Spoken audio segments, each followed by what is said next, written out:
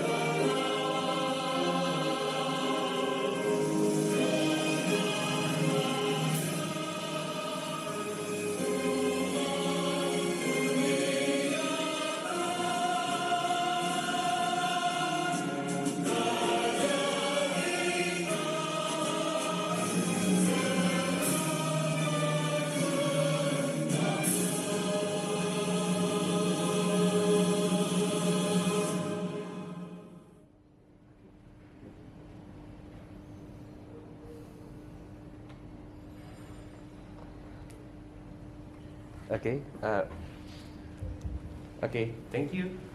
And may I ask all of you to sit? Thank you. All right. Okay, thank you, everyone. Now, we will commence first with the pre-recital by Prof. Dr. Masran Suwono, the conference co-chair. Prof. Masran, are you here?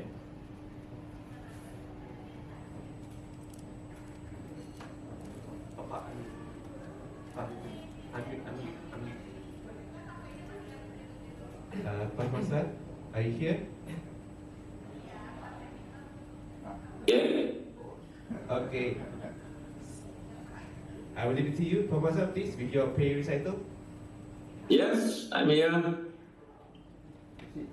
Okay, proceed. Okay, wait a minute. Assalamualaikum warahmatullahi wabarakatuh. A'udzubillahi minasyaitonir rajim. Bismillahirrahmanirrahim. Wassalatu wassalamu ala asrofil anbiya'i wal mursalin wa ala alihi wa sahbihi ajma'in.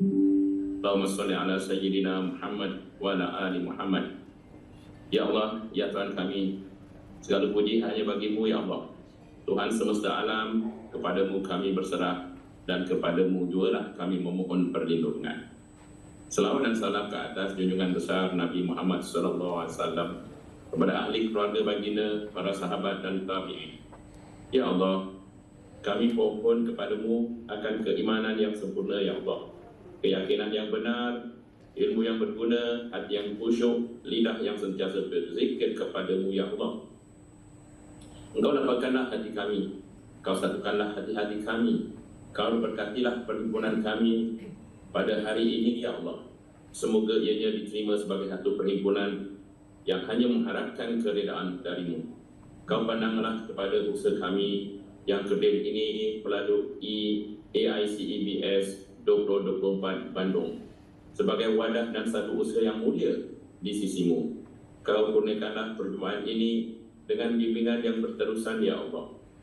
Ya Allah, bantulah kami, bimbinglah kami untuk meneroka alam ciptaanmu yang amat luas demi ke arah kebaikan, kelestarian dan kemakmuran manusia sejagat.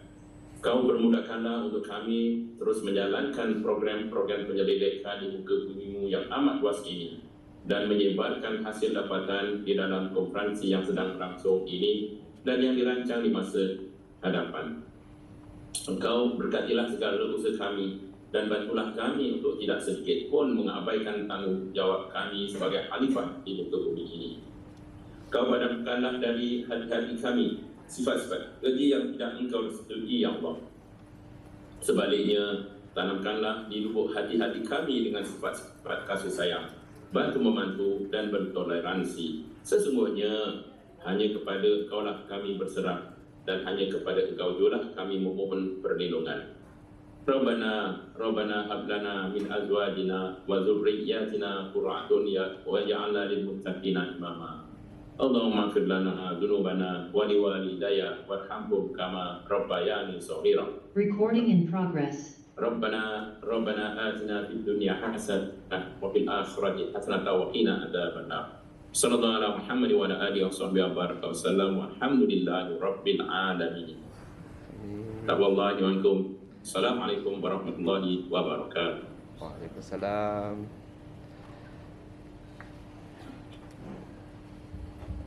Okay, thank you Pak Masrat for your pre-recital. Hope you're doing well. Thank you. Syukur Alhamdulillah, we are grateful to be here for the 12th Asia Pacific International Conference on Environment-Behaviour Studies, which is AicE-Bs2024 Bandung.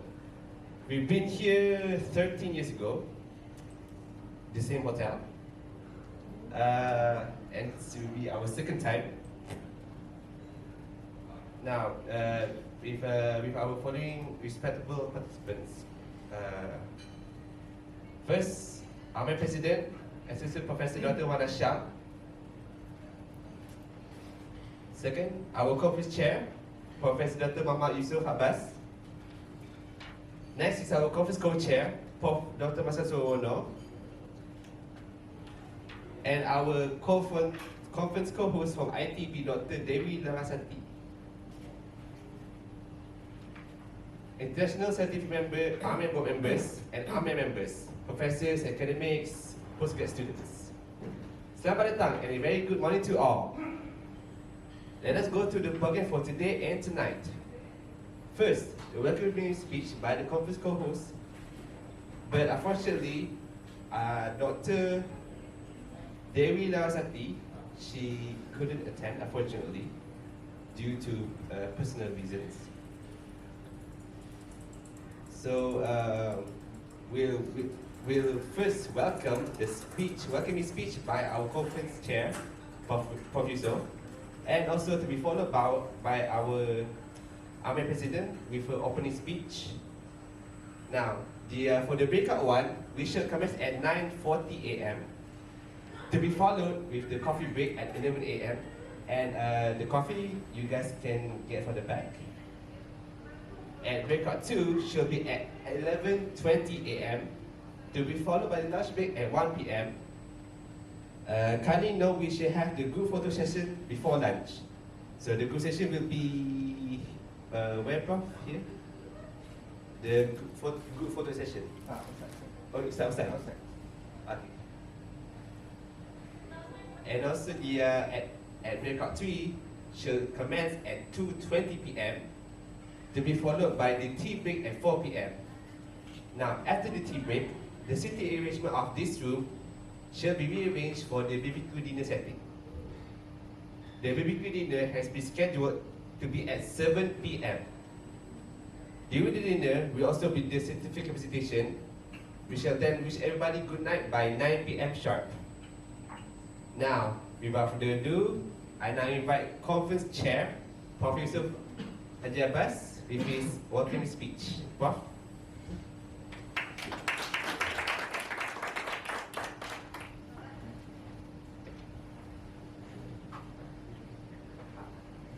Thanks, Adi.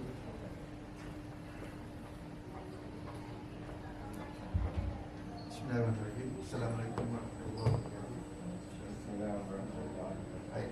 Nice to be back, respectable Madam President, and we have also Prof. Maswan, who co-chair. Unfortunately, our co-hosts have three matters and couldn't make it. And our IFC members online, members, participants. Assalamualaikum warahmatullahi wabarakatuh. Nice to be back here in the same room. That was like 30 years ago. So this was our first international destination when we started from Kala in 2009. Okay. Then we went off to Kuching to train the crews for sort of like overseas trip, what are the issues, And after graduating from Kuching twice, our first international stint was Bandung. That was in 2011. Alhamdulillah. Kalau nak tulis buku ni sedap je ni, all the memories.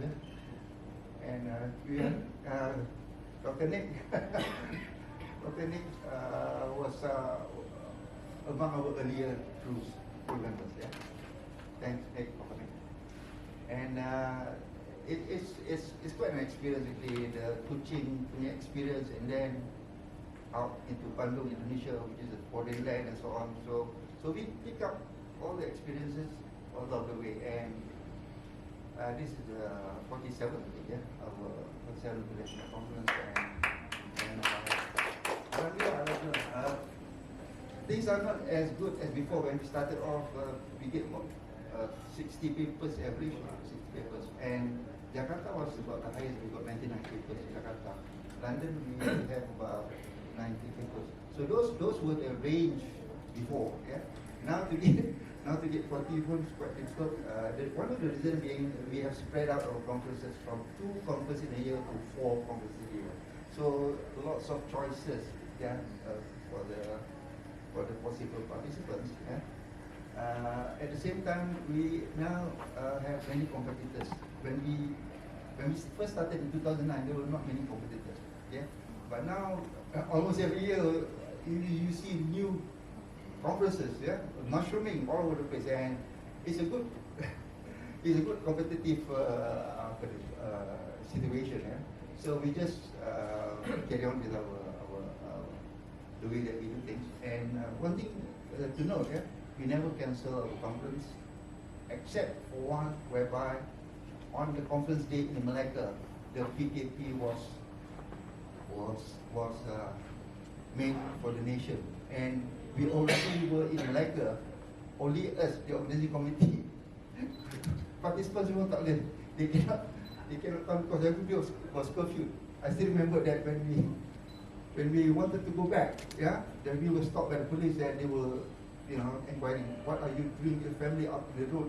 And that was the first day of the curfew for the PKP, and that was the only conference that we had to cancel. But not really cancel, we have to postpone it and we transfer it to online. What I'm getting at is that no matter how many papers that we get, editor, president, president, kalau Bandung itu kita dapat 4 paper dah, jadi kita pergi shopping je. Tapi alhamdulillah, we managed to get about 30 papers, but some, along the way they couldn't make it. Yeah? So finally we got about 26 papers, right? Right, just for today, I'm more into the housekeeping line. Please, your name tags, in particular for the meals time, it will be awkward if you are stopped by the security, especially for the meals. And then the program has been elaborated by the MC that is right. This will be our base from morning sampai ke barbecue dinner. Except that for the barbecue dinner, they cannot bring the barbecue food here. It's against their SOP. So, but we can go there, tapi the problem is that we are going to pay the property. But to them, they get, sort of like private. So we make a deal, we dining here, tapi we get the whatever meals there, yeah. And so it's a bit more private, right? And finally, thank you very much again for all your participation. Cumanya apa ni, I noticed in fact, I informed the virtual presenters yesterday, regarding our post-conference meeting, which is the only conference in the world yang ada post-conference meeting. Okay? So already, our conference is more of like a nurturing also, nurturing and encouraging, especially the newbies.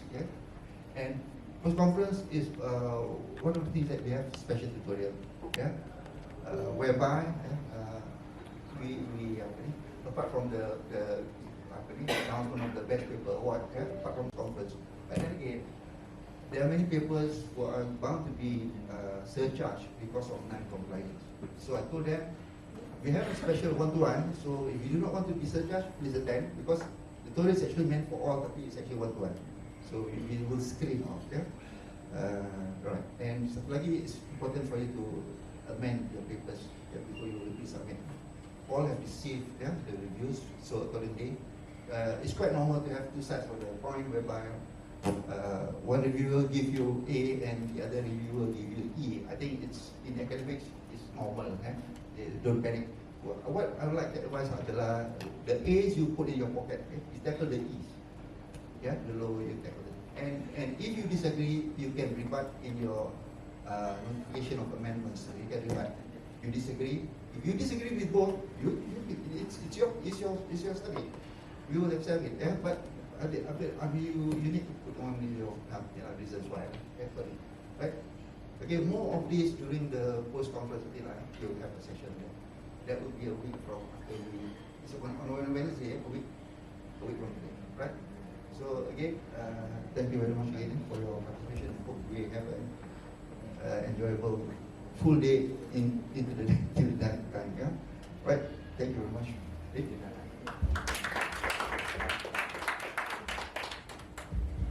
Okay, thank you, Prof.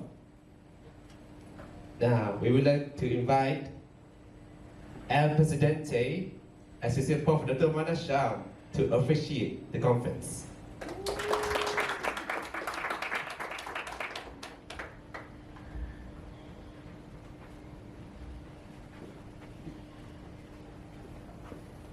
Thank you, Adit.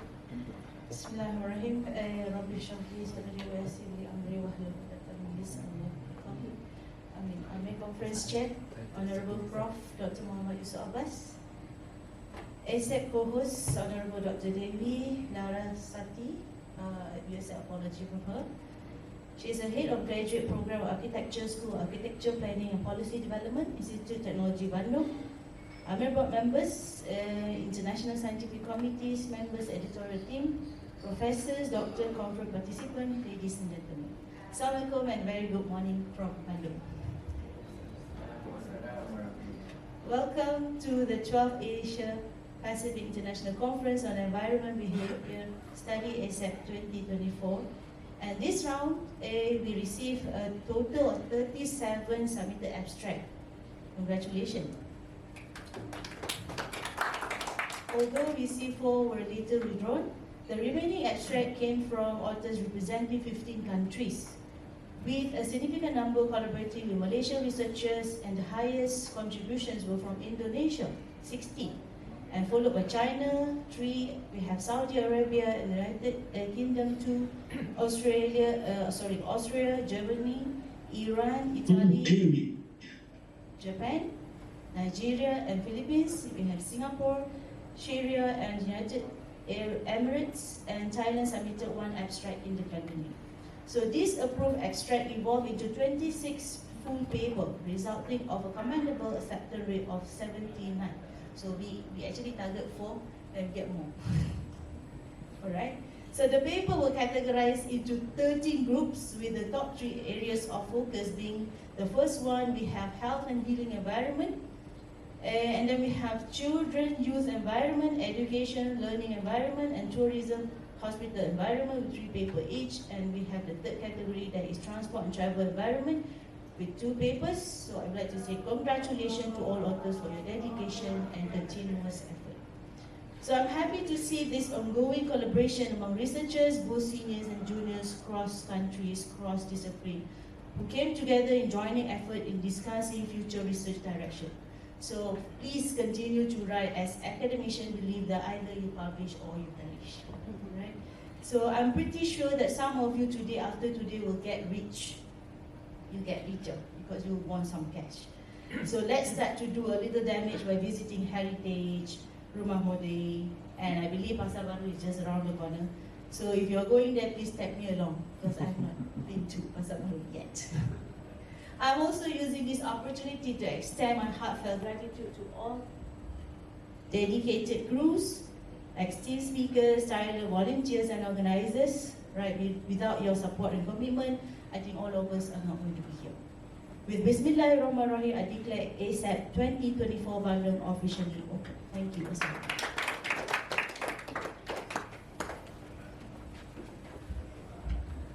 Thank you, our President, Prof. Nasham.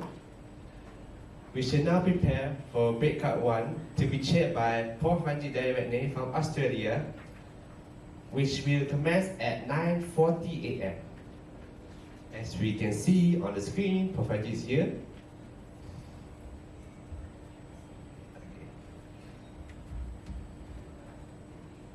So we will begin in a short while. We start with the first slide for the first presenter.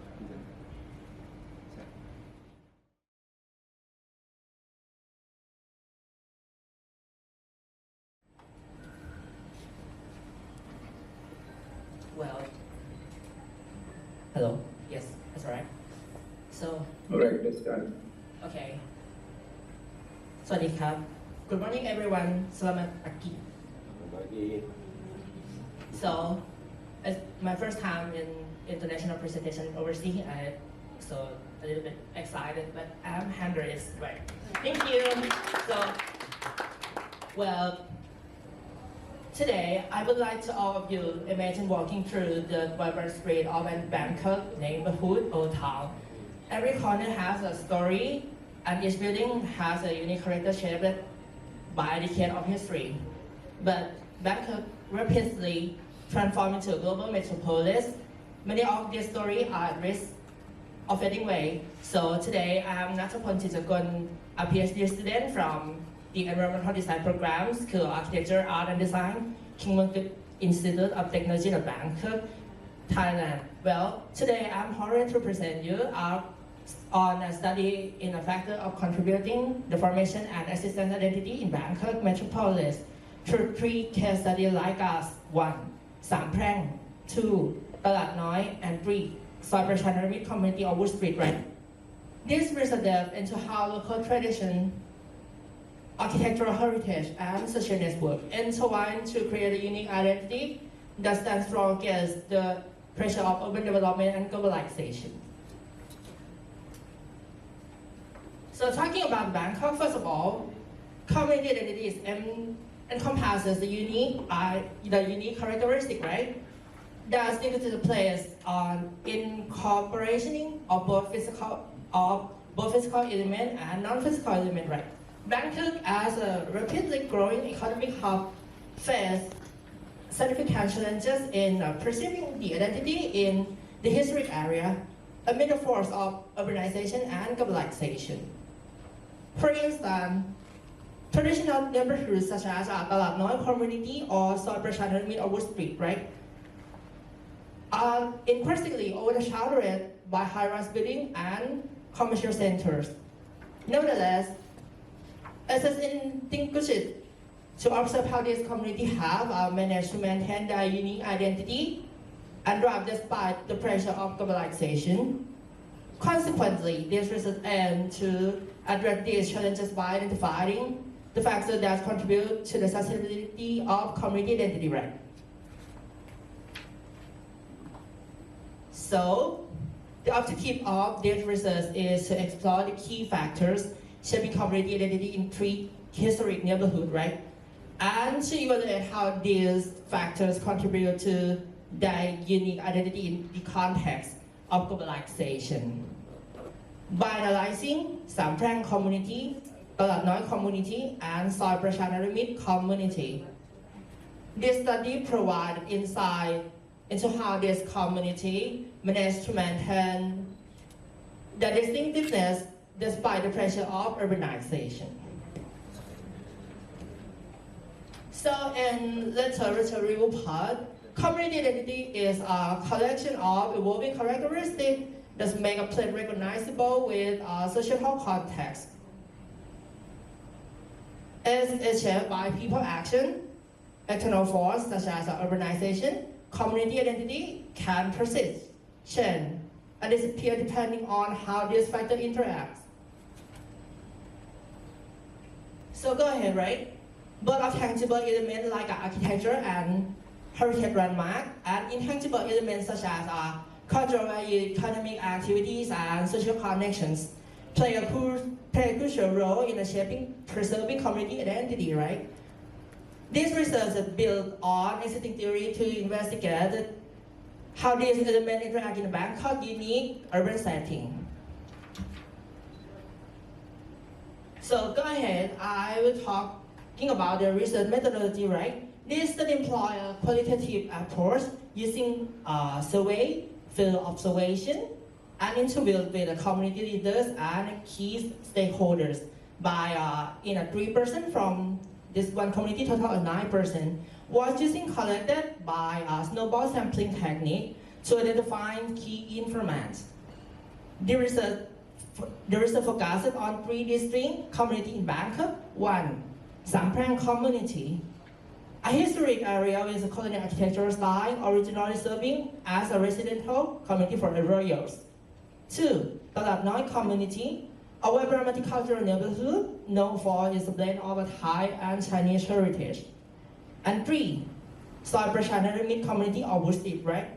A commercial district originally centered around woodworking and carpentry, now evolving into a creative district, right? So, okay, sorry about my bad. So go ahead to finding. Each community has developed a unique identity over time. Samprang community perceive a colonial architectural style and cultural festival despite facing of land use and uncertainties. Talat Noi community, add a slide 6, please.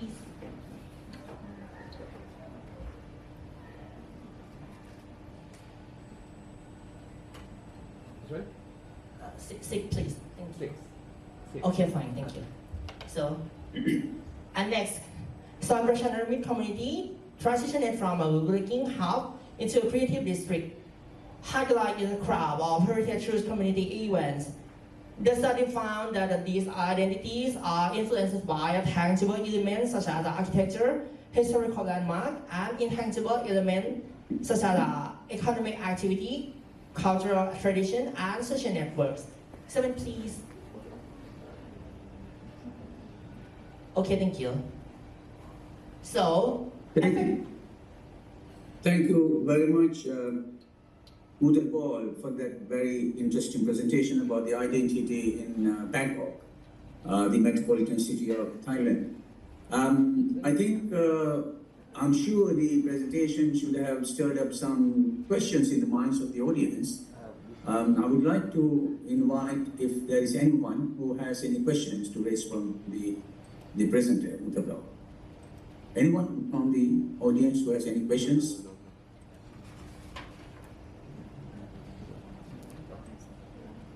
No? Doesn't look like there is questions rising from there. But thank you. Or is there anyone? who has a question. Okay, sorry. I'm Sabarudin from Kuala Lumpur. I just wondering what's actually the icon image for Bangkok. If you can tell me. Again, please. The image, the icon that we normally see in Bangkok as an image for the town. So you mean from this town or my case study, right? Yeah. Yeah.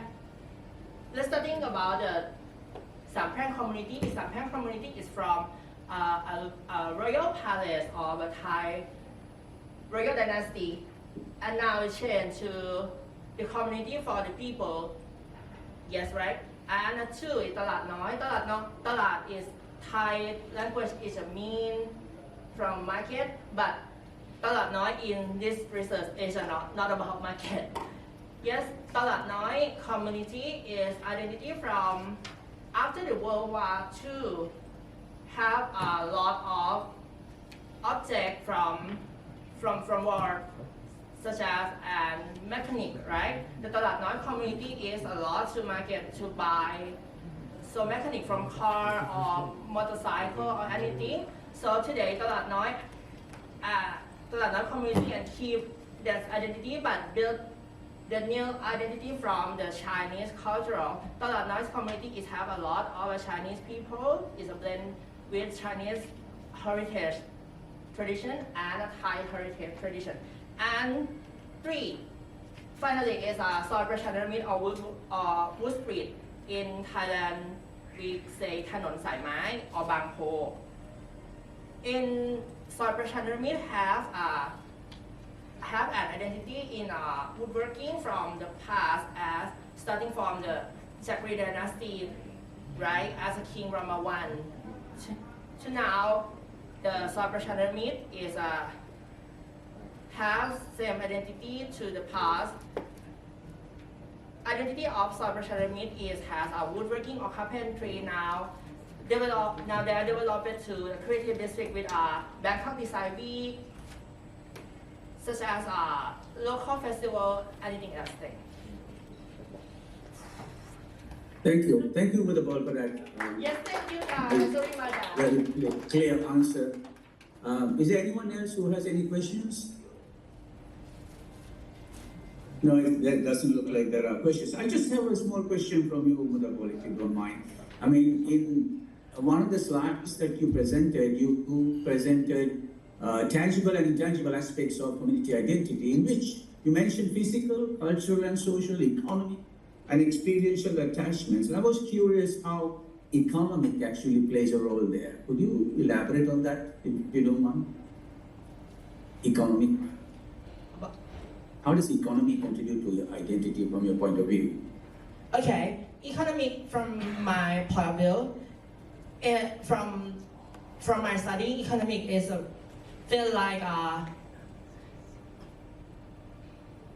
with in social is economic is derived from the people or participation in this community. This Samprang community is have an economic for a food, yes, and Talat Noi is have a food and a lot of rich cultural, and so a lot of cafes or drive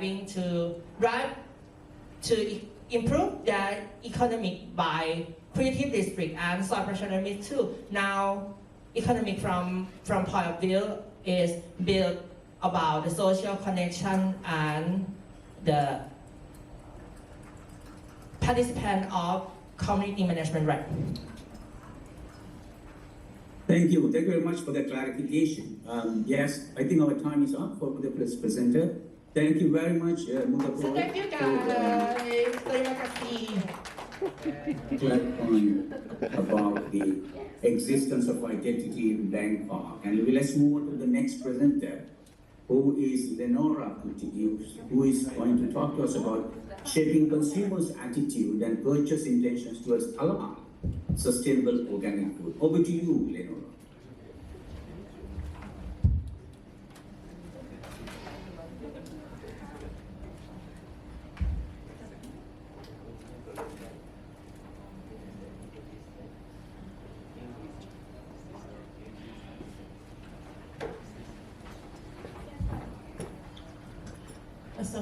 Assalamualaikum warahmatullahi wabarakatuh.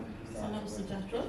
A very good morning to Prof. Ajit and Professor, ladies and gentlemen.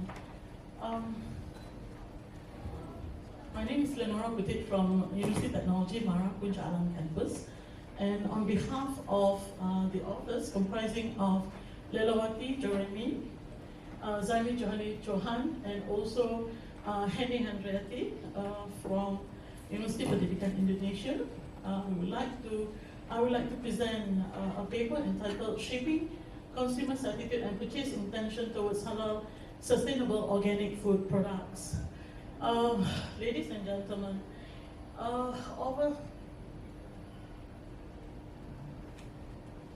it's not working as well, it's okay.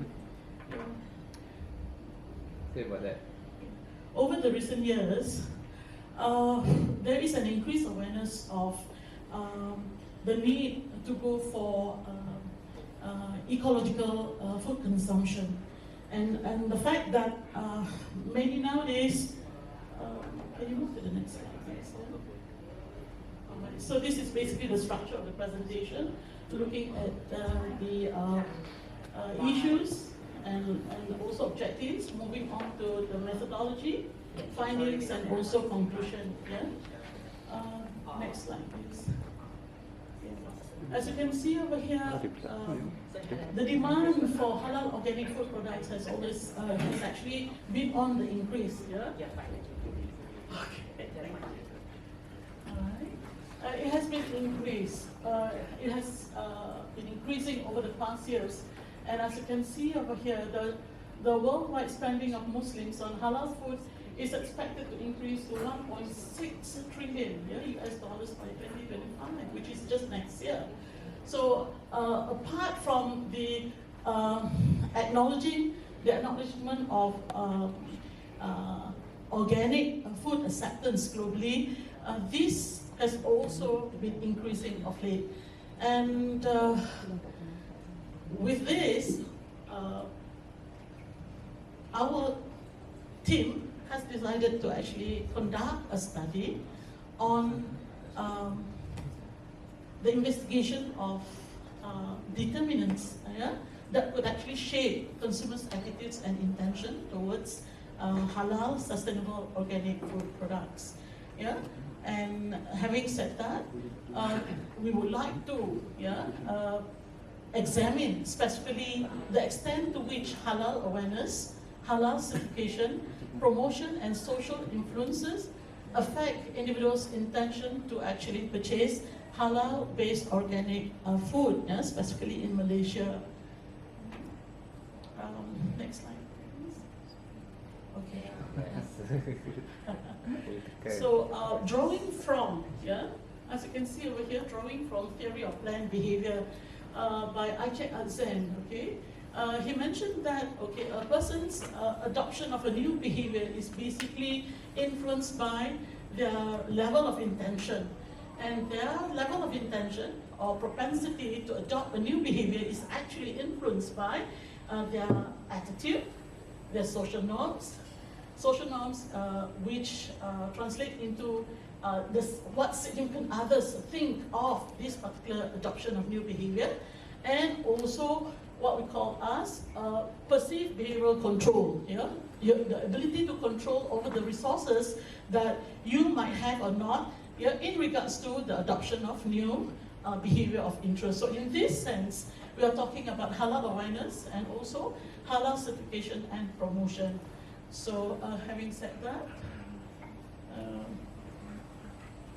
we came up with this, a very simple model actually, to which we would like to see whether, drawing from TPB, halal awareness, halal certification, promotion, and social influences do have an effect on their attitude, which in turn we would like to see whether this attitude will then influence their propensity to actually purchase sustainable halal organic food. In terms of demographic profile, found that majority of methodology should be, okay, hang on. never mind. In terms of methodology, we are using quantitative research design using snowball samples. Okay, and the data analysis is done using smart partial least square modeling. Yeah. In terms of findings, as you can see over here, majority are female, and majority are also within the age of 18 to 27 years old, quite young, vibrant respondents, and mainly single at 75.1%, and in terms of education, mostly having undergraduate or bachelor's degree qualification, and ethnicity, of course, dominated by the Malay respondents, followed by Chinese at 11%, Indian at 7.2%, and others at 2%. In terms of machine modeling, just to assess both reliability and validity testing, all the criterion has been met.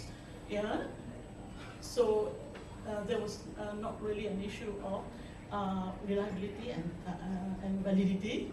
It has been met accordingly. In terms of hypothesis, as you can see over here, we found that majority of the hypotheses are significant, except for marketing promotion. Yeah. So as you can see over here,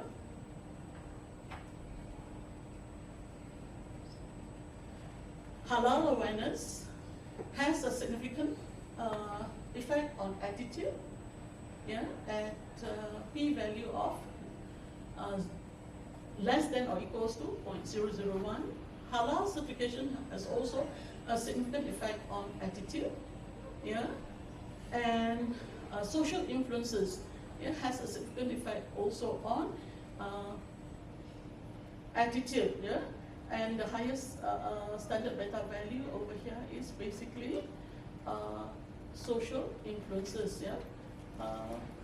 Followed by halal certification and halal awareness. Unfortunately, marketing promotion has no significant effect on consumers' attitude. Yeah? I think there's another one, yeah, which is page 5, which cannot be seen on the slides, to which attitude has also significantly influenced these consumers' propensity to actually purchase sustainable halal organic food. So what does this imply? As you can see, you know, when we talk about health prioritization, it definitely will motivate, yeah, the positive behavior of Malaysian, Muslim, and non-Muslim consumers towards halal organic food consumption. Yeah? For Muslim consumers, normally choosing halal is an obligatory requirement required in Islam. Yeah? But for the non-Muslim, yeah, while they appreciate the halalness of a particular food product, they are more concerned of what we call the health benefits that this halal food consumption can actually can have an impact on them. So when we talk about halal certification, yeah, food products, they can actually guarantee cleanliness, hygiene, which is of course in line with the need of health-conscious consumers, yeah, whether they're Muslims or non-Muslims consumers. So as you can see over here, all right, a study on the influence of halal awareness, certification, social influences, and promotion on the attitude of Malaysian consumers towards halal sustainable organic products shows that attitude actually, plays an important role in their intention to actually purchase halal organic food products. Of course, this support quite a number of previous studies whereby attitude is one of the most significant factors up until 2024. An effective marketing strategy is also needed to be put in place here, which can guarantee the so-called continued sustainability of product availability and long-term business performance, not only just for marketers, but also for the producers of this sustainable organic product, yeah, halal sustainable organic products. So, but of course there are certain limitations of this study. Yeah? We're just using a quantitative research design. Perhaps future research could undertake some qualitative research design, which could potentially explore other underlying issues that could further enhance our understanding towards consumers' willingness to buy halal sustainable organic products. Yeah? Also, future research could be further investigated, yeah, in regards to continued acceptance of such behavior amongst consumers across different nations. Yeah? So that's basically it about this presentation of our paper presented today. Thank you so much. Thank you very much, Leonora. You were spot on time, and your presentation was very clear. You spoke very well, and we could understand what you were saying very clearly. It's a very interesting topic that you're dealing with in terms of promoting, marketing halal products, sustainable halal products.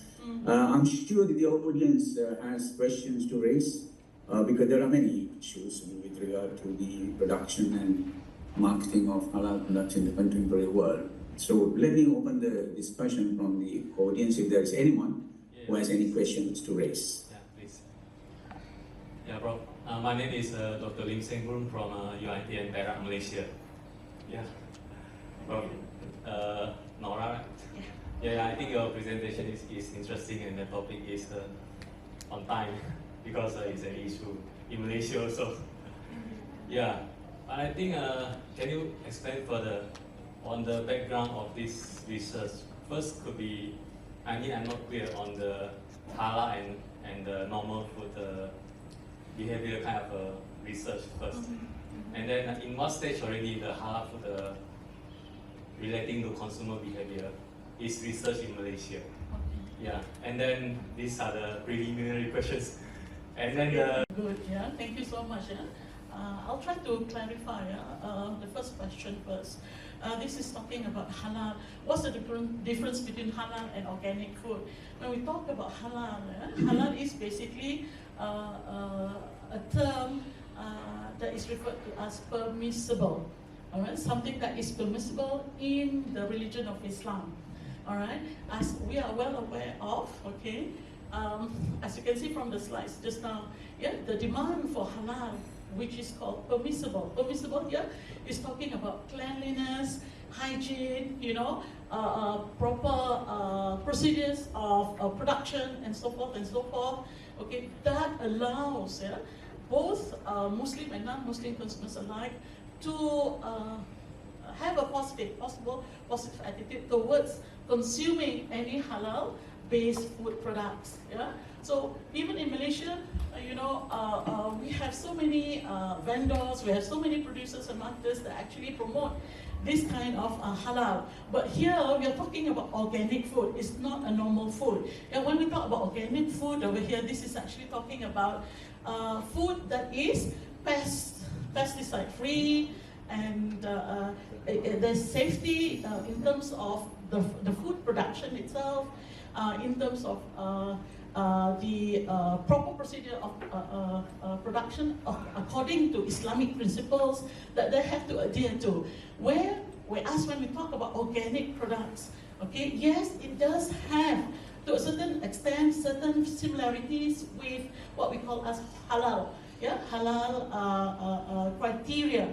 But then again, here, all right, it's when we talk about organic products over here, perhaps from the Islamic point of view, in terms of permissibility, it perhaps has not achieved the expected requirement of halal as stated by perhaps, you know, an authorizing body such as Jabatan Agama Kemajuan Islam Malaysia, JAKIM, or in Indonesia, there are a number of government agencies that actually look into that so-called halal Taiwan aspects of food production and marketing activities. That's one. Yeah. Secondly, why is it so important to understand this halalness, yeah, of organic food products on consumer behavior? You have to understand, yeah, not everybody is actually interested into going for halal food product, especially non-Muslim. Their concern is mainly on achieving, potential health benefits that they can get from consuming organic food products. But if they are aware of the fact that, organic consumption is not just about, being ecological concern of the environment, food safety, etc. But beyond that, especially in terms of the production itself, this will then trigger their interest to actually go beyond just the consumption of organic food, but also looking into the halalness of that organic food itself. So it's like a two-pronged objective that they would like to apply over here. One, well-being and health-wise, and the other one is to make sure that, that this is properly produced in accordance to the so-called Islamic requirements of how the halalness process should be undertaken from production to the output, and also to the final consumption of the consumers. So when consumers are becoming more interested about getting healthier, all right, and that can actually improve their lifestyle, so chances for them to actually skew their interest towards purchasing and consumption halal and sustainable organic food consumption would be higher as compared to others. But in Malaysia, at the moment, we are still lacking of that. Only about 40%, based on research, has actually, how would I say, are receptive towards the consumption of halal organic food products. Yeah? So we hope that, more consumers will jump onto the bandwagon, to accept that this is much better than just, consuming any Tom, Dick, and Harry food outside there. Not just for religious requirement, but also for your own personal I think time is up. And health benefits. I will answer, thank you, Prof. Ajit. I will answer the third question afterwards, since I'm sitting next to you, Dr. Lim. Thank you so much. Thank you, Ranira. You made a wonderful job. You had 3 questions to answer, and you clarified very well.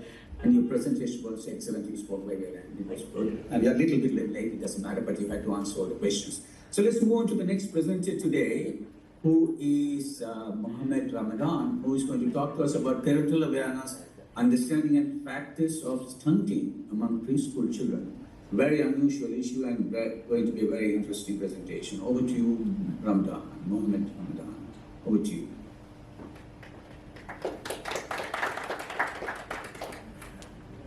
Alright, Bismillahirrahmanirrahim. Sorry, Prof. Ranjit, for the technical issues.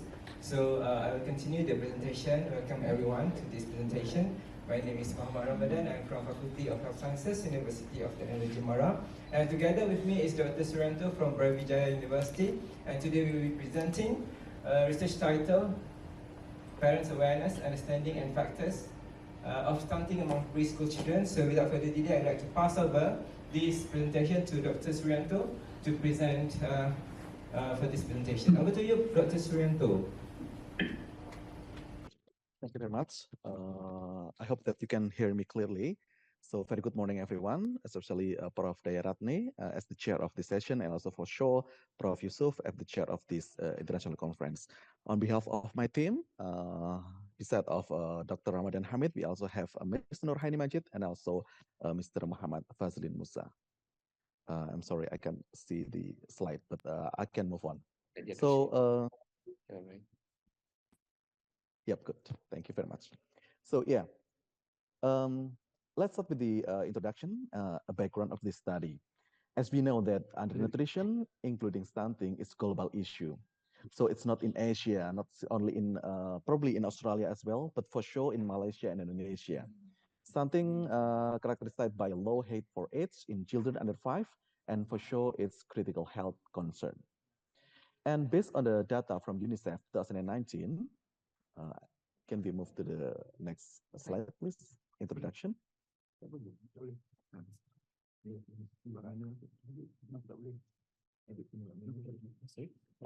Yeah. The introduction section. Okay, try again. The next slide. All right, good. Yep, thank you very much. So based on the data from UNICEF 2019, the data say that the stunting is associated with the underdeveloped brain with long-lasting harmful consequences, including diminished mental ability and learning capacity, poor school performance in childhood, reducing earning, and increased risk of nutrition-related chronic diseases such as diabetes, hypertension, and also obesity in the future. Based on this picture, we can see that this is the data of the malnutrition share of children who are stunted in 2020, especially in Malaysia. A total of 21.3% of the children under 5 years suffer from stunting globally, which represents approximately 144 million of children. And based on UNICEF, Malaysia is the third highest country for stunting in Southeast Asia, which is we need to consider about it. And most recently, the Ministry of Health of Malaysia released their National Health of Morbidity Survey report, showing that the prevalence of stunting has not decreased, but has risen up to 21.8%. The data coming from the Institute of Public Health 2020. And based on that background and the introduction, we need to investigate what is actually the parents' level of understanding regarding stunting and awareness about the its factors among preschool children in Puncak Alam communities. And we have two main specific objectives. The first one is to identify parents' level of understanding regarding stunting, and also the secondly, identify parents' level of awareness about stunting's factors. Before we do this, the study, we move to the literature review, which is at least 4 study articles related with the study. The first one is coming from the Win et al. 2022, stated that mothers tend to have better knowledge of stunting than fathers, including myself, possibly due to their primary roles in childcare and feeding practices. And secondly, the article coming from Heron et al. 2023 stated that younger parents, particularly those in their early 20s, may have less experience and knowledge regarding child nutrition and growth compared to older parents. And the third one is coming from Wrong 2021, stated that higher education level are associated with the increased knowledge of child nutrition, growth patterns, and also stunting prevention strategies among the family. And lastly, the article from Kumar et al. 2022 stated that socioeconomic status, particularly household income, plays a critical role in parental awareness of stunting factors. Now move to the methodology of the study, which will be delivered by my colleagues, Dr. Ramadan Hamid. Please, over to you, Dr. Muhammad. Thank you, Mr. Center, for the presentation. Now I'll continue from here. So to answer the objective of this study, so we conducted a cross-sectional study in which we conducted a survey to parents that reside in Puncak Alam. Puncak Alam is one residential in Selangor. And we conducted the survey to 137 of populations using convenient sampling, and we use a validated questionnaires. So we have got the Research Ethics Committee approval for this research. Okay. Alright, so basically these are the demographic of the data. Most of the participants are coming from mothers as compared to fathers. And most of them are educated. And the average group are coming from the 30th years old and 30th and 40th. And basically, they must have a preschool children to eligible them to participate in this survey. And most of them have tertiary education level and highly educated. Now, let's take a look to the first objective, in which we want to look at we want to look at the understanding of the parents towards the stunting issues. So, based on the survey that we conducted, we found that on average, they have a good understanding of stunting among these parents, either mother or father. In which some of the questions I would like to share here is that children who are children who are stunted and malnourished will not become obese when they grow up. So most of them answered yes, and some of them answered no. And stunting is a state of failure of the body and brain to develop due to nutrition, and some of them say yes, and some of them say no. So basically, they have a good understanding about stunting. Now, let's take a look about the awareness of the parents to stunting. Yeah? So these are some of the questions that we snip up. Chronic infections such as diarrhea and respiratory infections play a role in stunting, so most of them got correct answer for this. So in general, both of the parents have a good understanding and good awareness of stunting for the children. So as for discussion, these findings actually in congruent with some other study from Indonesia, where most mothers also understood about stunting. However, contradictorily, studies from Utami and Mediani reported that most parents had poor or low understanding of stunting. For the awareness, based on Mulyadi study from Sulawesi, Indonesia, actually parents are aware of the factors of stunting. Now, as for conclusion, a good understanding and awareness of stunting is very important for us to curb and prevent stunting among children, as we know that the complication of stunting is not in a short time, in a longer time as well, because it can cause multiple diseases such as diabetes, hypertension, and whatnot. Therefore, parents should have a good understanding and awareness of this so that they can take action to prevent stunting, especially for their families. So that's it from me, Prof. Thank you very much.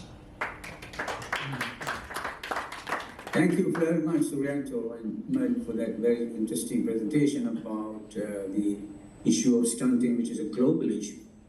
And so it's an issue that parents are always worried about, the children not being able to know properly. I'm sure this has raised many questions in the minds of the audience. I will open the floor for any questions to be raised from the audience, please. Anyone from the audience who has any questions?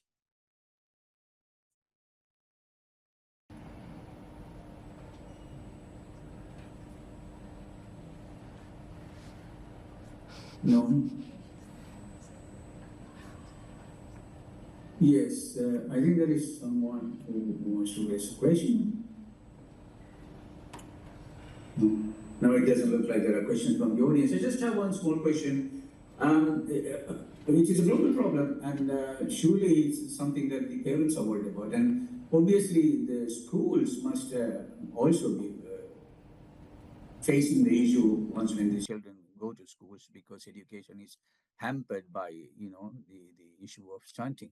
What do you think the schools are doing in order to address this problem? Is it possible that others, like schools, can address this problem? Because it seems like you were saying it is more likely to be a health issue or brain development. Yeah, that's very good questions, Prof. Ranjit. Yes, school plays a very important role in order to educate the parents as well as the children to prevent stunting. So for the school part, actually for preschool children, the children will go to kindergarten, for example. So the kindergarten should follow whatever the policies or the guideline for food prepared for the children, as well as actually the mothers and fathers should play an important role as well, because most of the time the children will spend time with the parents, and the education start from them at home and echoed by school. Yeah. Right, yeah. But it is mostly not addressed, even though it's a global problem, it is usually primarily in the hands of the parents themselves. Yes. Whoever who encounters the issue has to deal with it. And is there any support from the government to situations of this nature? Yes, I can say in Malaysia, we strongly support parents to educate the kids by having a lot of programs from the Ministry of Health as well as Ministry of Education. Yeah. Thank you. Thank you very much. It's a very interesting issue. Thank you very much for bringing this to light and trying to make people understand that the issue exists and this needs to be addressed. Thank you very much indeed for this very clear presentation. I'm glad. Thank you very much. Let's move on to our final slide. Our final presenter today is Nick Azari, and others obviously in that presentation too.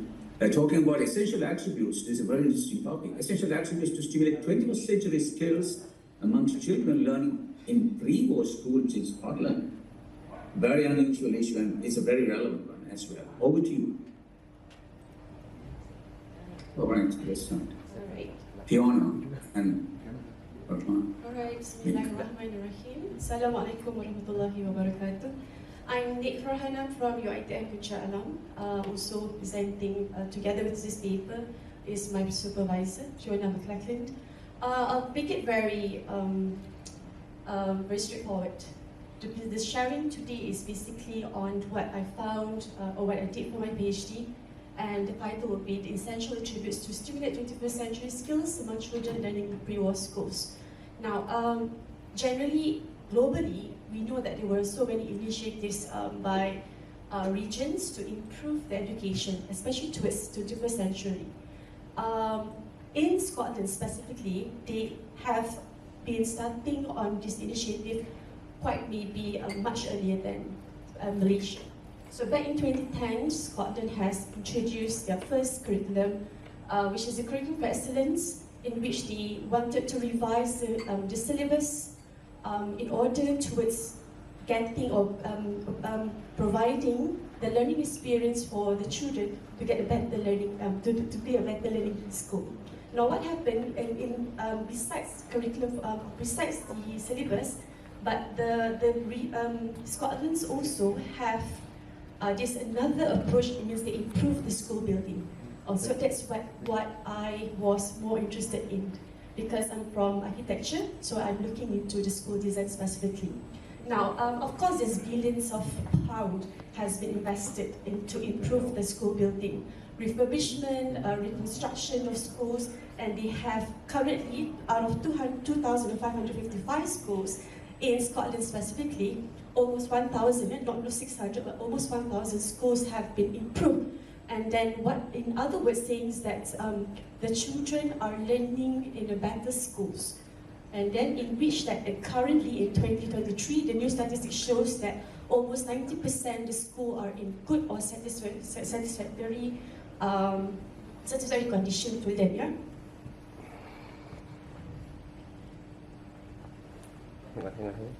Yeah, next slide. Take now. Right now. Nope.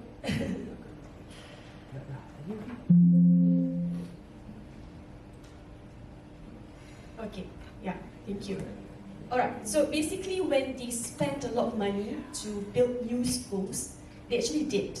And with new schools approach is that they involve the children in the design of the schools. So one thing that we should be learning from Scotland is that they ask the learners, the users themselves, on how or what kind of schooling they want to learn.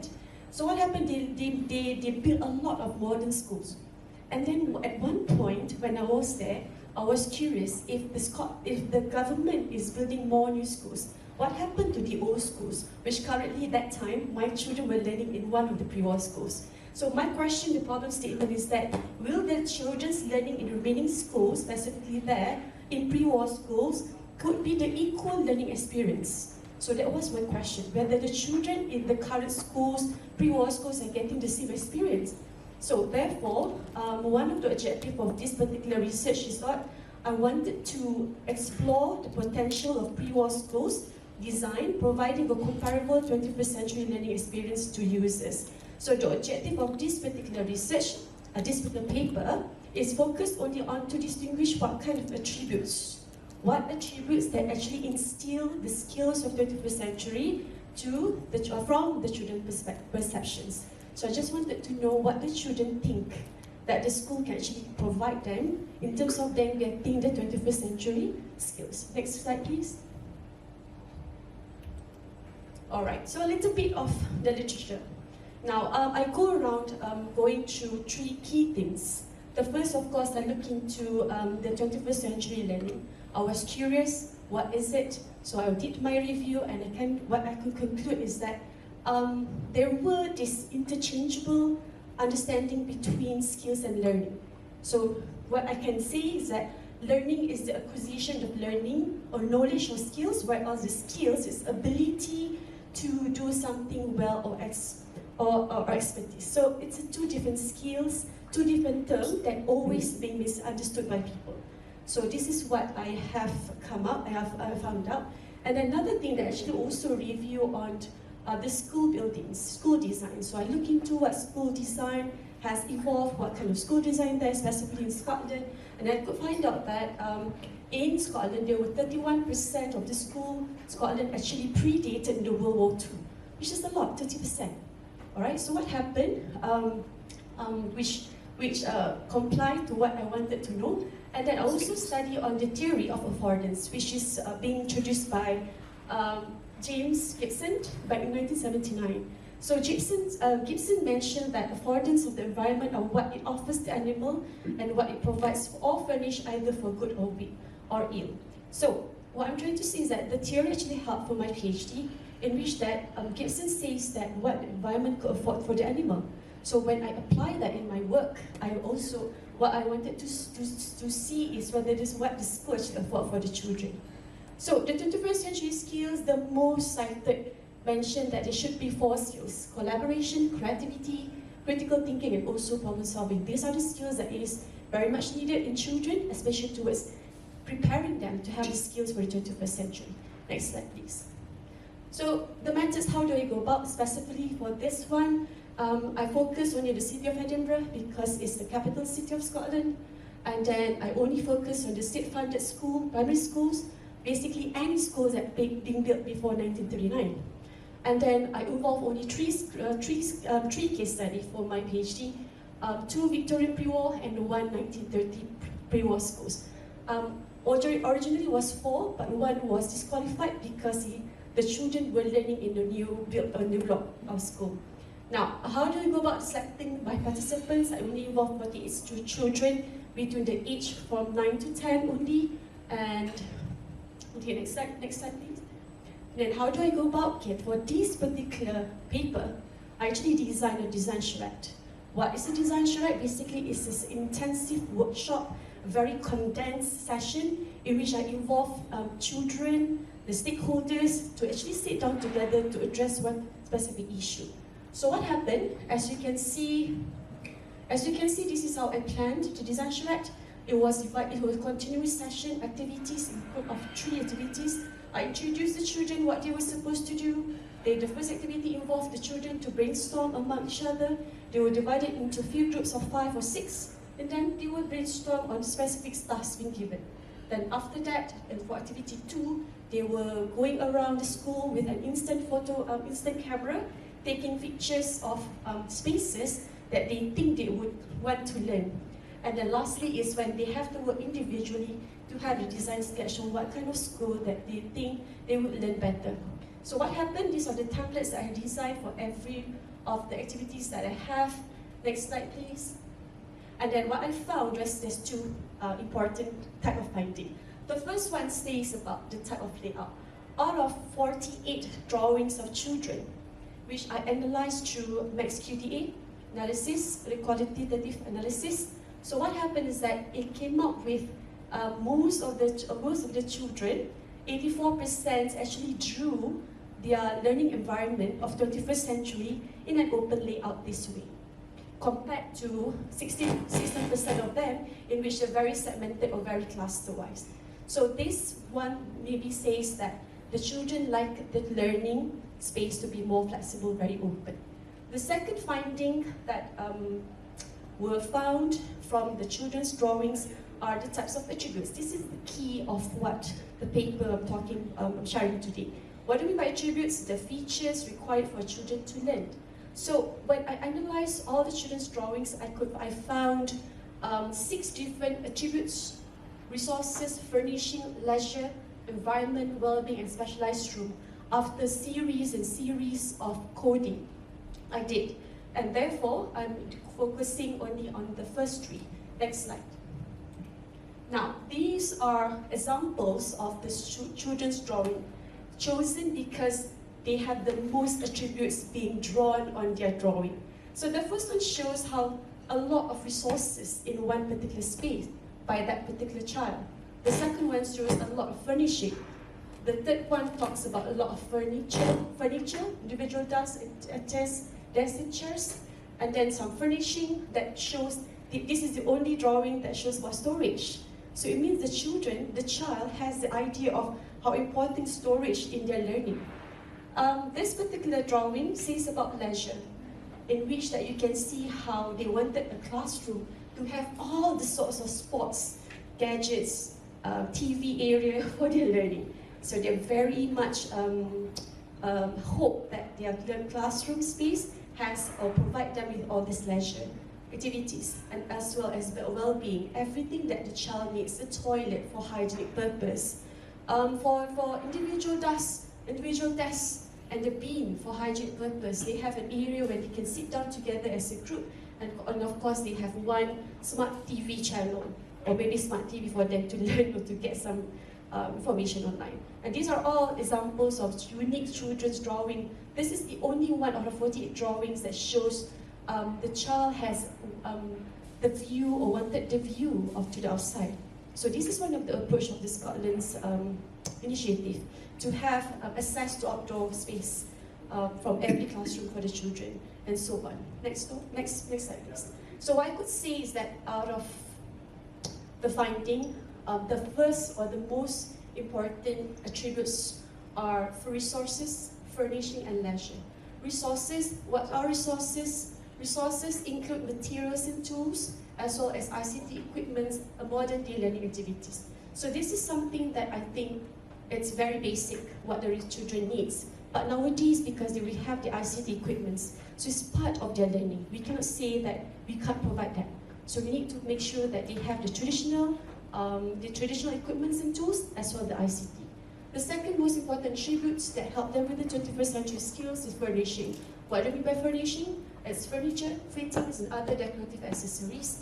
All right, and the third, the third top attributes is the leisure. What are leisure?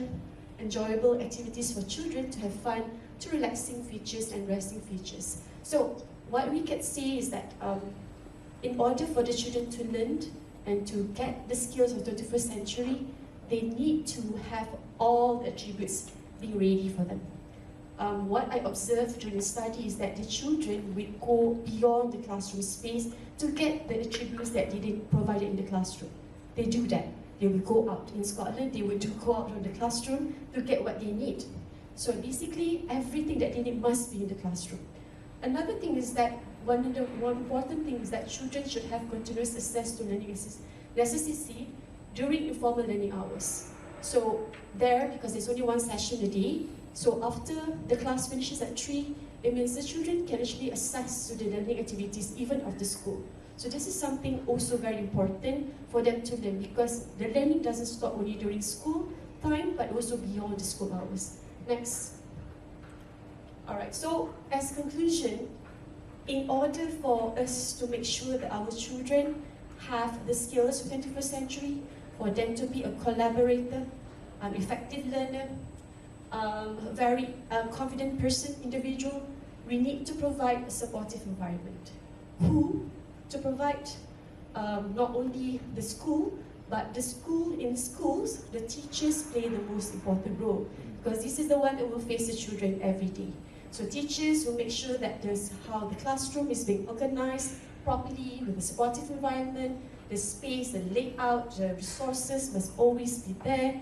And then another one is the school management, to ensure children are facilitated with sufficient and appropriate resources beyond the classroom space. So not only we put the responsibility to the teachers, but the school administrators, management will also play their role to provide enough space and resources that they need by the children. I think that's about all for my presentation. Next, the last slide will be, last slide, please. Thank you. So that's myself and my Professor Fiona McLachlan. Thank you very much.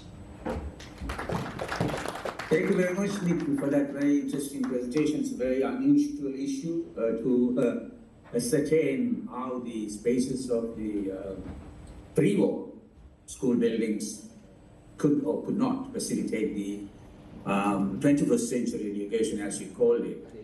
I will first open, I'm sure this raises very, very, interesting questions in everybody's minds because we are all involved in education in one way or another. So let's see who anyone in the audience who has any questions before I raise some of the questions that I have in mind. Yeah, may I ask a question?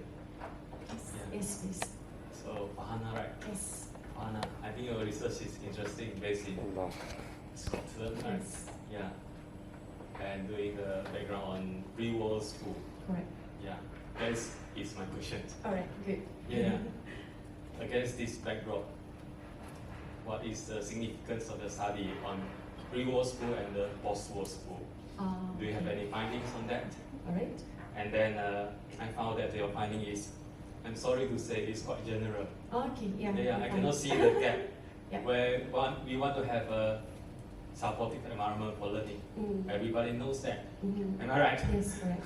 So what is actually the new finding from your research? Okay, Can you all right. elaborate further? Thank you. Thank you. Dr. Lim, right? Yeah, All right, just thank you very continue. much. Thank you. All right, so the first question is that to compare, why do I mainly focus on the pre-war schools? Is that okay? Yeah. Why do I focus on pre-war schools? Because I think in Scotland that will be the oldest category of school building that is available currently. So what happened is that I wanted to study that because they have that a lot in Scotland. And the idea of going to study in Scotland is for me to bring back the knowledge and try to apply that in Malaysia. We still have that pre-war schools here in Malaysia. So if only I try to apply the knowledge, the experience I have, I think it's quite applicable. So I have the oldest environment, school building, material, spaces that is dated pre-war in Scotland, also similar in Malaysia. So I wanted to learn that so that when I come back, at least I get to compare. I will not be as too awkward to deal with that kind of category of building. So, and of course, studying that two different, that particular pre-war schools, I think helped me to understand what are the general environment that they have in Scotland and especially Malaysia. Because we know that what we have in Malaysia, I know that currently, but I also want to know and to make sure that the children learning in the pre-war schools are having the same approach, learning experience or not. That's for number one. For number two, thank you very much for your feedback on the discussion. True, I agree that the discussion I have today is a bit general. Now, what I can say is that what is important in this particular finding is that we know very much that the children need all the, what I mentioned, the resource and all that. But the thing is, what we always assume that we have is that from the perspective as an adult. As an architect myself, whenever we design a building, we design from the perspective of our eyes. But this one is from the perspective of the children, what the children needs in their school, in their learning. So this is what the children need. They need, of course, the resources because that's what they need, the basic. They need the fittings, furnishings, which is basic as well. But the rest of the thing, if we study, we can see that the children need something leisure. So things that the children needs are the things that actually build them up for their skills. Because again, I was mentioned, this is just a part of my study. So this is only the third objective that I'm sharing. I also shared on what are the 21st century skills that's applicable and what they think that is provided in their school learning environment. So I hope I answered that for today. I'm also hoping that my sharing would open up our eyes to say that every time we design a space for them, even at home, we always think about what the children need rather than what we think they need. That's all, Dr. Lim. I hope I answered you. Yes, thank you. Yeah. Thank you, Nick. Is there anyone else who has any questions? Yes. Okay, Assalamualaikum. I have one question. It is actually interesting, but being a coming from a non-architectural background, I cannot really see, the significance of having to look at the design of a building that can actually have an impact on, how children learn and grow.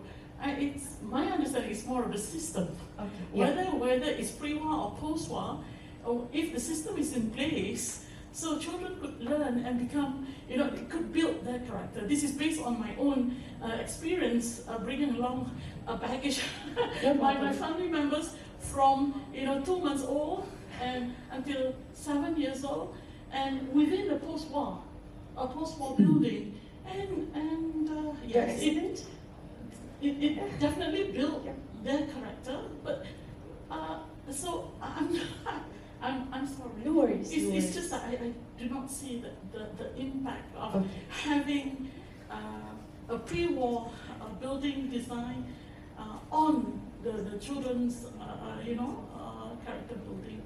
Maybe in Malaysia, perhaps, I'm not too sure.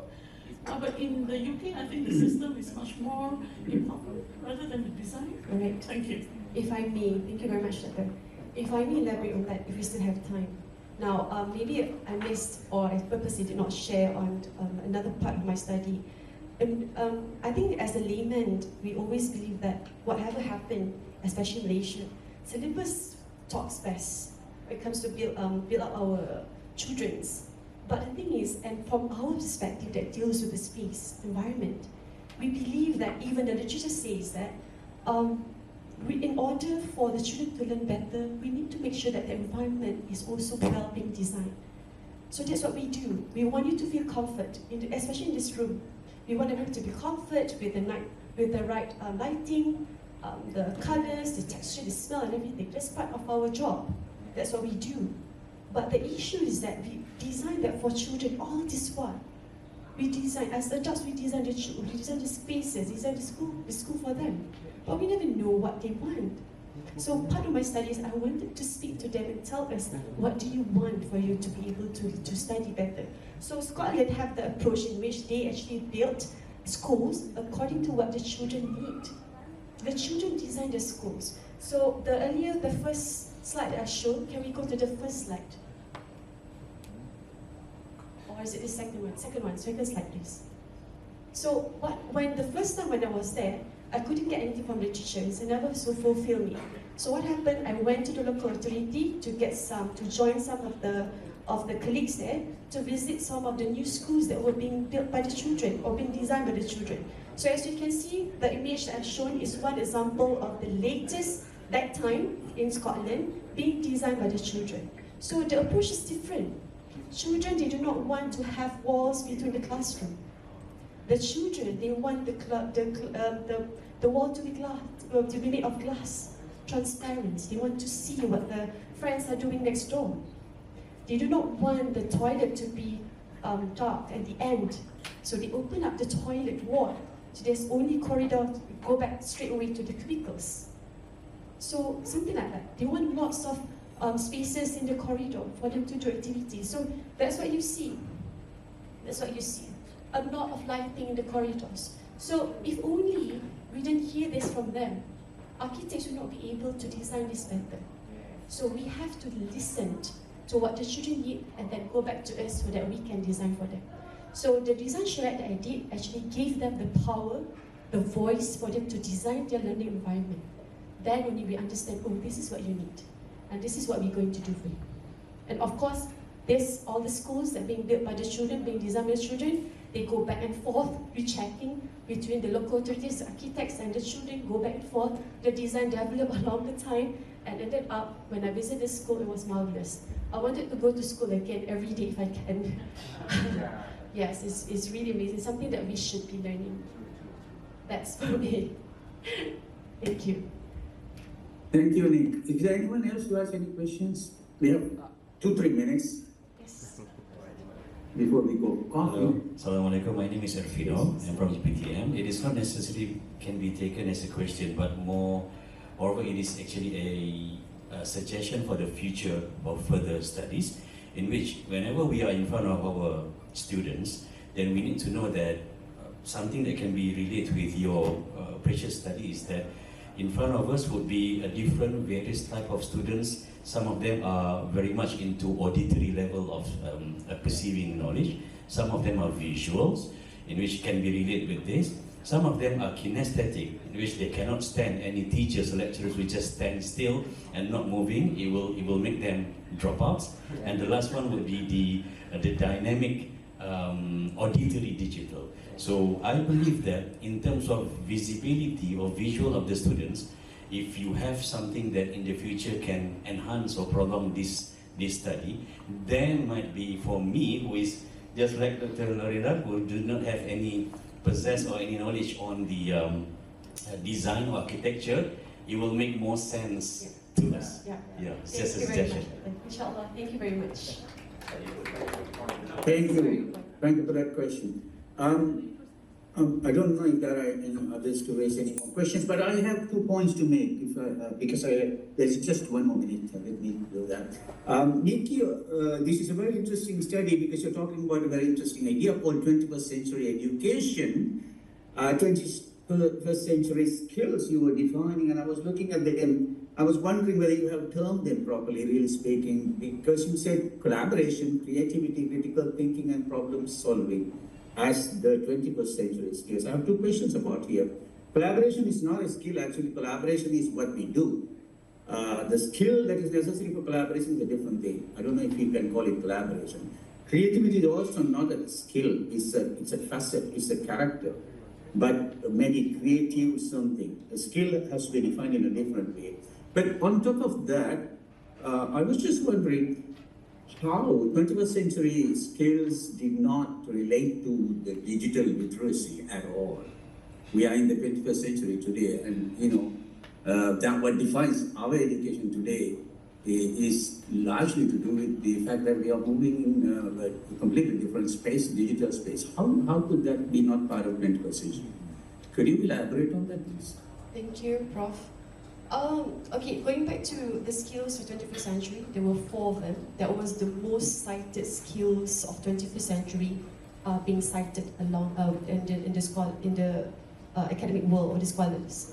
So what happened is that I was looking for skills because I wanted to know what is 21st century learning. We keep on searching for one, nobody gave me the right answer, and it always go back to the skills. So P21, the one, can you go to the slide? Literature review, that slide, next slide. So the one that I cited is by the most reliable definition of 21st century by P21 Partnership for 21st Century Learning. So that was the most referred. It's defined very, very starkly in my mind from the fact that we have moved into a completely different way of learning and doing things. And that's a skill that one has to acquire today. And I think that begs a question. It's not just the pre-war schools in Scotland, but even the other schools that we have today everywhere in the world. Are they really ready to impart this 21st century education without the wireless communication and all of these things? How would they be excluded from your definition of 21st century skills? That is the question I was asking. Okay, so whether the children will have the skills of 21st century without the presence of the ICT, I'm afraid I will say no, because it's my point of view, because that's the necessity of especially the children nowadays, especially in Scotland. They learned some of the schools, they provide iPads for the classroom throughout. So I think also in Malaysia, and very sure some part of the world are doing that already. So it's part of their learning. So we cannot say that it's something that we should be avoiding. It's something part of them. So as you can see from the statistics, the ICT tools and equipment is what they need. So they mentioned that it's part of their learning. If I could go back to the statistics, it's the second highest. So ICT equipment and tools they are part of their learning nowadays. So there is no way. So no matter where you learn, pre-war school, modern school, it's part of what they need, and I think we must consider that. Okay. Yeah. All right. Thank you very much indeed, ladies and gentlemen. We've taken a little bit extra time, but nevertheless, I'm very glad we were in this session listening to research about the identity crisis or identity in the city of Bangkok and sustainable organic halal food. And then we were also listening to the research that is being conducted about the stunting, and finally about education. All the presenters made very good presentations about the issues that they were dealing with, and we had a very enriching session today. Thank you very much indeed, and I think I will conclude the session with that. Thank you, every presenter.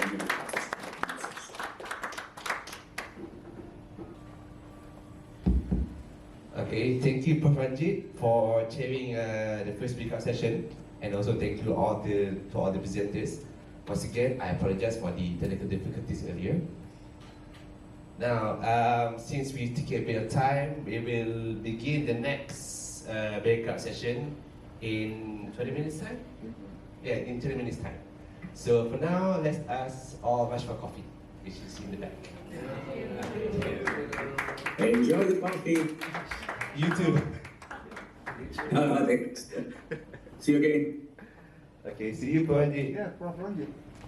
Yes, see you. Are you still there? Yeah, I'll be leaving. Where will you be in January 17th? Oh, really? Yeah. Oh, in January 17th, I'll be in Australia. I'm going back to Colombo and come back again. Okay, we'll keep in touch. No, we'll be having in Bangkok.